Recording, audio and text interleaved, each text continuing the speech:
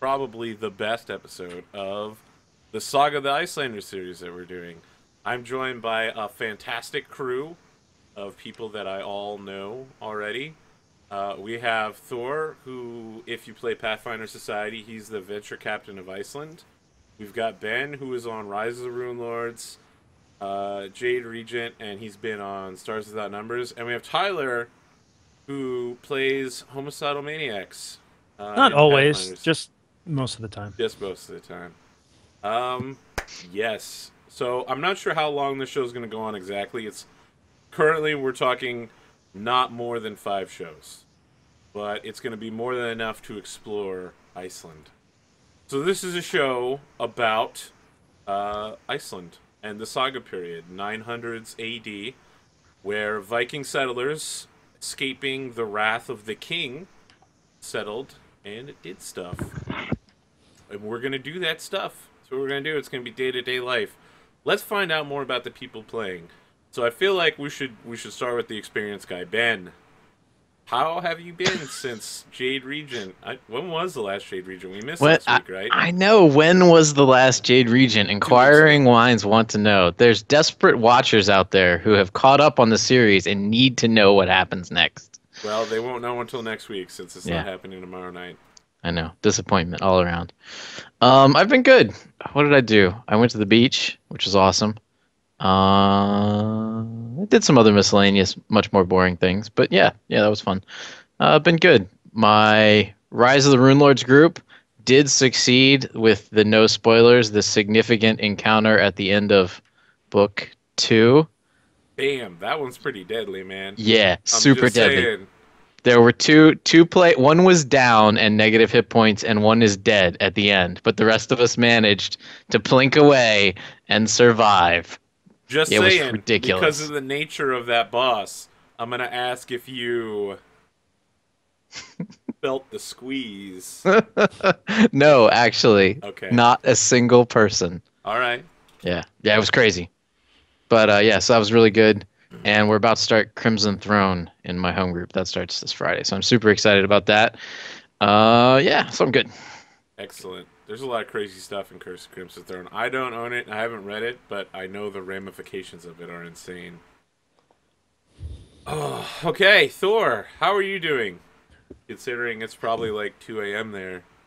It's only just past midnight. It's not too bad. Yeah, this is one of the early games I get to. I'm doing pretty well, all things considered. I've been up to mostly Pathfinder games recently, although I did play a little bit of Shadowrun yesterday, where I channeled Tyler and made a homicidal maniac dwarf mage who does nothing but blow things up, and it was fun. And the other players all voted that they wouldn't call me again unless it was like life or death situation. So that's how you're playing. I'd like to say that I actually made a paladin for all of you guys, just so that you guys knew that it wasn't all homicidal maniacs. There you go. But mostly, yes, that's fair. Yeah. I think is the GMing that I've gotten into. Like I take too much joy in Gallering. Hey, I learned it all from you, Arthur. I give you credit. I learned it from watching you. I learned it. Yes. I learned it from watching you. I feel like there's an increasing number of shows about people who play Dungeons and Dragons, right? I feel like that's a scene that should happen but hasn't happened yet. Where the GM's like, why are you such murderous players? And one of the players is like, I learned it from watching you. Kill us. It was that I can quote the game series. It was that Thornkeep game that you ran last year. I was like, this is a GM that I have to emulate, and it just kind of bled over into the player. Excellent. Well, Thornkeep was brutal, man. Thornkeep. This is what I have to hold you against, Arthur. Well, I mean, it's nowhere near as bad as Emerald Spire, but it's like Emerald Spire light. Yeah, that's true. I love that no one's going to have any idea what we're talking about unless they play Pathfinder Society. All right. Came for the Icelandic Saga, stayed for the Pathfinder. Yeah, exactly. Tyler, How are you doing this week, I I'm guess? doing quite well. I just got back from a week-long vacation, which is nice. I too went to the beach for Memorial Day weekend and Nice. decided to have a nice staycation at the end. I got some friends visiting from out of town, so I am relegated to the basement at the moment, while their infant toddler has control of the office. So, yeah. And there's massive thunderstorms outside, which adds to the atmosphere, obviously. Yeah. But might actually mean that I get a power outage at some point tonight. Sorry about that in advance. I'm in the same boat, so if I Yeah. get a power outage, it's basically all over. I was gonna say, Yeah. is that 3 people on the East Coast? Yeah, I that think all so, of us? basically. Yeah. Okay. Everybody's been to the beach. Yeah, I was thinking about going to the beach the other day. Then I remembered it was raining and about 30 degrees Fahrenheit, and said, "What the hell am I thinking? I'm in Iceland." Minor deterrent. Although the other side of that coin is that you do not have storms tonight. So there you go. That is a No point. access to beach, but you avoid the weather. Yeah, I avoid that kind of weather. Yes. Yes. Yeah. Just a different flavor of trouble. Different Fair flavor enough. of trouble. Actually, don't really get thunderstorms here. Really? Just like lightning and thunder and all that. Nope. Well, That's that's strikes unusual. directly opposed to Odin and all of his I know. It's like mythology, man. I just say, Thor keeps us safe. There's just Yeah, he he's just, too busy protecting Midgard, right? yeah. He's all up in there. he's up there, so he isn't visiting, so there's no thunderstorms.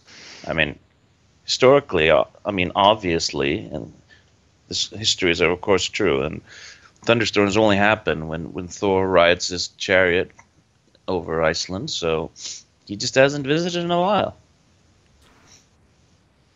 Yeah, it's not seasonable weather there right now, right? So he's probably visiting America. Just, Yeah, it's going summer like break here. Thor just wants to hang out with all the young ladies. Just saying. oh yeah, Maybe he'll that paw that at Sif for a while.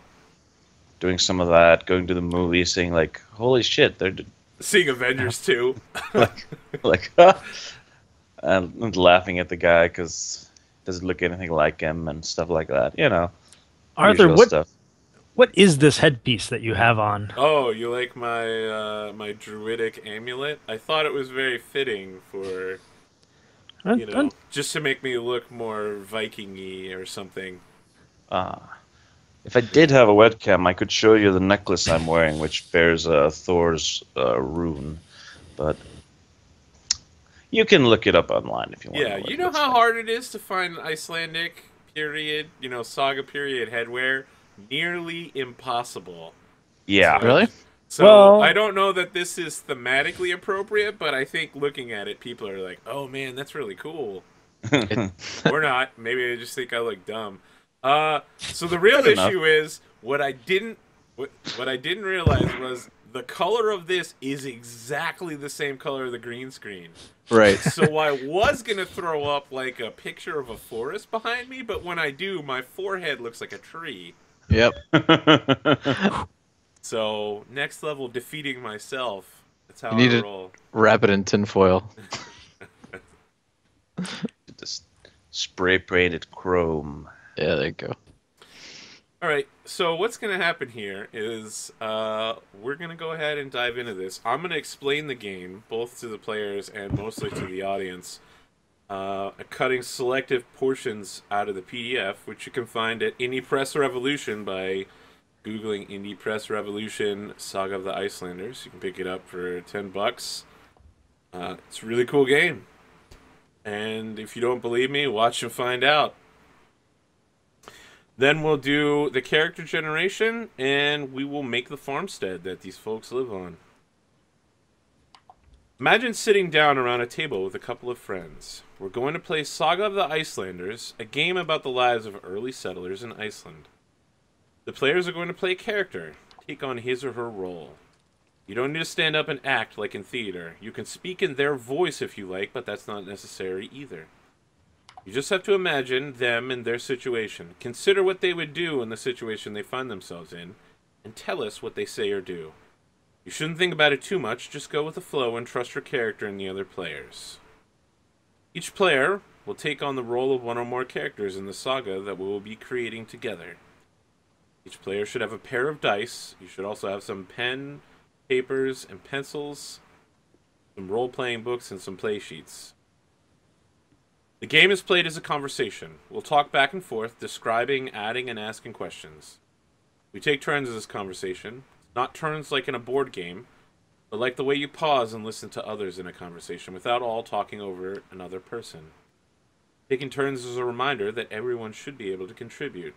We're always talking to one another, shouting, laughing, sharing, even though the MC, the Master of Ceremonies, is generally the person in charge of controlling the spotlight. All players are responsible to each other, for each other.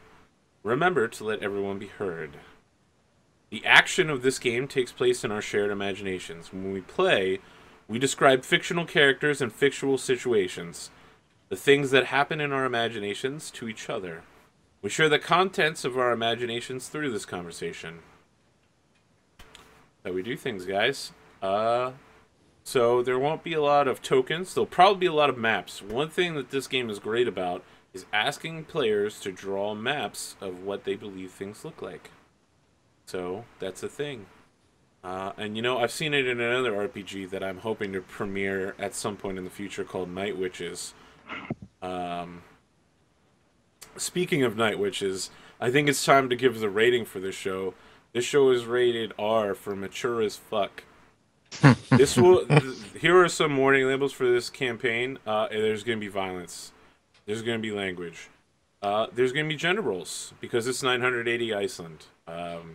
Men and women treated each other differently, and some would say perhaps men were superior to women, but if you look at the way the game plays out, both sides have ways of manipulating the other that have no defense against that. So it's kind of like what do they call them? The yin yangs. And if you feel like, as an audience, you can't handle any of the stuff I just talked about, probably shouldn't be watching this show. So let's jump in here. Did anyone have a character that they already have ready? And it sounds like some people did. I went first in intro, so I don't have to go first now. Oh, okay. Well, then let me ask, Baldur Odin's son, have you Baldur a completed Odin's son. character? Why, yes, Baldur Odinson is ready to go, pretty much. A huskarl who has been on many a Viking and is getting along in his years. And we'll find out exactly where he lives once we do that sort of thing. And I'm not sure exactly how the rules related it is. We're going to build relationships and and bonds as we go. But it's happening right now. We're about to talk about it. Yeah, but he's ready with everything I could do before the game. Excellent. And he is at the very least, according to everything you know, a mighty Viking. He boasts about it all the time. All right. Well, let's start with the basics. Your name is, of course, Baldur Odin's son. What is your appearance, son of Odin? My appearance, Baldur is a lean and agile sort of man rather than strongly built. You see, his hair is originally blonde, but he's starting to gray a little bit, as well as his beard, which is pretty long and pretty unkempt, starting to show his age just a little bit. And you can see he's always got the appearance that he's happy and sort of a nice guy, but looking closer you can see that he seems to be quite a calculating, proud man that always seems to be sort of looking around, doesn't quite maybe tell the entire truth. He's a bit sly. I feel like this guy could be, just from the way you described him physically, I was imagining someone in like the Banner Saga style of character design. I don't know if anybody's played that game, but Banner Saga is great. The ending Of course will I make you have. bawl your fucking eyes out. Ah, You're like, no! I backed the Kickstarter just because of the name and premise. I haven't actually gotten around to playing it yet. Oh, I backed the Kickstarter because of Candy Crush Saga, am I right? Yeah. Candy Crush Saga. No, never got sucked into that. Thankfully. All right. So what are your stats there, Baldur Odin's son, calculating man? Calculating man, Baldur Odinson. He is not quite as young and such as some other. Now remember, young doesn't necessarily mean you're literally young. It just means It's you're full of life. full of life and strength. He's at a straight +0 in young. Okay. He has +2 diverse, as he is a very experienced and calculating man. Did you have something that gave you a bonus to verse? Yeah, Thought when you created one, you got to pick one, right? you got to Yeah. pick one stat, and you got as a Huskarl, you get Oh, either. increase one stat by 1 point. Okay, so Yep. you Yeah. pick verse as your increase. Excellent. Yeah. So he's got that, and he has a +1 to gendered because he's a big man, and yeah, and -1 to weird, like just about everybody, I think, unless you're like a wanderer or something. So, just in case you're wondering where the hell we're getting these numbers from, the play sheets offer a set of 4 stats with choices on what you can have, and then apparently certain playbooks you can add to stats. So he's chosen to put his flex point into first. I feel like I should probably explain what those stats are. Pull up the book here. Young means to be full of life, fierce, hot-headed, strong, quick, and healthy. Verse means to be skilled, someone hardened and honed by life experience. Gender means in line, how well you fit into the role society expects of your gender. And word means fated, someone lucky, odd, out of the norm, or set apart. So, with the character that you've presented so far, he definitely sounds like an older man. He's very versed, he's very manly, but he's not very young anymore, and he's definitely ill-fated. Yeah. Luck is not on his side. No. Alright, let's see what else we need for Baldur, Odin's son. You have possessions, and then you get to pick a set of weapons. So you have clothes made of Indeed. wool and animal furs, a drinking horn, and a shirt of mail, plus 1 set of weapons. Which would you like to take? A bow, a spear, and a sax Sax. is actually the pronounced. You should actually drop the e from that. Just pronounce it like Sucks. yeah, kind of sort of like that. Okay. It's sucks. Alright. I know what it is, but can you explain what it is? It's a machete or a cleaver. Yep. Good times. It's actually a super popular weapon during this time period. Yeah, because swords are expensive, man. A spear is also really popular, and bow very popular with him because he doesn't really enjoy the whole, getting up into people's faces and getting the sword game. He'd be much happier to just shoot somebody from afar. Pulling a Floki. Mm-hmm. That's a Vikings reference. I need to watch that series. Oh man, I think it's the 2nd or 3rd episode where they're in a shield wall, and they keep pulling people past them through the shield wall, and Floki's standing there just knifing whoever comes through. So good. Floki's a fucking badass. All right. Are they pulling people through with dawn axes? No, they're literally Axe? just like, they've got their sword and their axe, and they're like grabbing people and pulling them past them. Ah, And okay. just letting Floki like stab that person in the neck as they go past. Man, it's super badass. They had historically this really good pole arm for it, the dawn axe or Dane axe, It's a pole arm that just has it's got a really small axe on the end. It's really good for just grabbing onto like shields and pulling people. It's not really an offensive weapon. You can trip people with it, pull It's their on like a shields or halberd where you weapons, chop somebody's face off. or yeah, and you can do that. But people have got helmets and shields and stuff.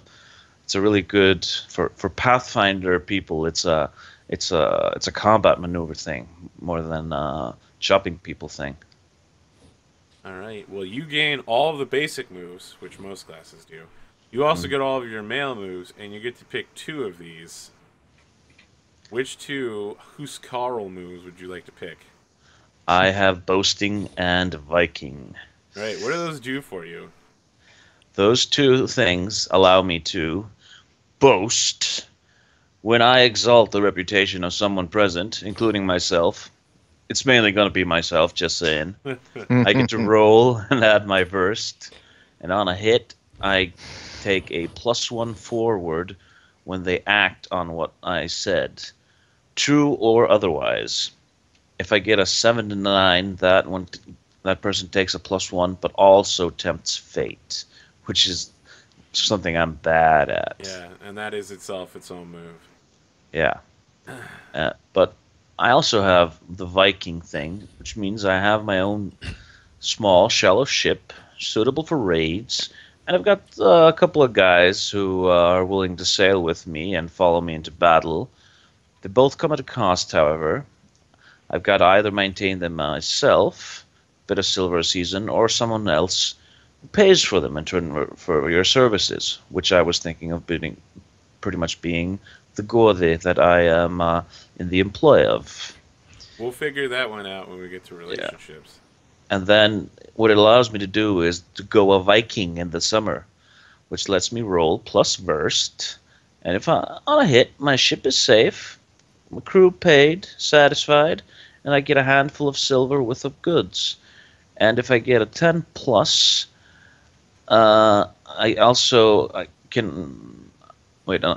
Yeah, On a 7 to 9, I pick one. On a 10, I get both of these. I either get another handful of silver, or come back before the winter and don't tempt fate on my journey, which is something I don't like doing. Yeah, you're not good at it.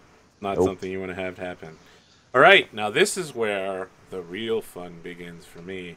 You get to pick 4 of these questions and name 4 other player characters or NPCs, and you make the NPCs up. You tell me who they are and what they do. So, Okay. which statement would you like to pick first? Let's see. Let's see. Where was that list? I'm looking at the PDF. Yep, it's on the play sheet, on your Huskarl sheet. It's on my Huskell sheet. Okay. Yep, relationships, right hand side. Relationships. Pick 4. Yeah. There is, of course, the Gode who I am working for, and the thing is that I was going to ask you about. 2 of these would be true, but I only pick 1, right? Yep. So I'm going to pick for my Gode is the fact that I want something of theirs, which is the fact that I am looking to take his title. Okay, what is his name? The Gode is Ólafur Ragnarsson.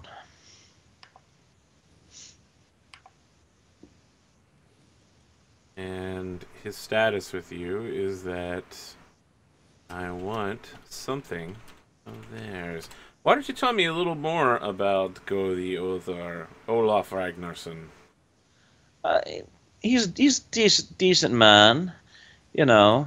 He's sort of the best person we had for the position, but some people are starting to look to other people. He's been doing this thing a while. He's getting really old, and I'm sort of trying slowly and steadily to, think, get the idea into his head that it might be time to retire. Just live out the good life. He's getting too old for this. He should really relax and let his most trusted man take over his duties and trying to get the other people that live around to come around to my way of thinking, and already have a few that agree, but some people, especially the older generation, are like, he's been the god for as long as I can remember, and they don't like change, as older people sometimes do. So it's it's going to be a little bit of a struggle for me, but that's It's nice to have a my goal. goal. Yeah. Mm-hmm. All right. What is your second relationship? I was going to go for the other Huskarl here, Oh, Olaf Olafsson, that I have fought alongside them in an act of sheer coincidence that that when I learned that he also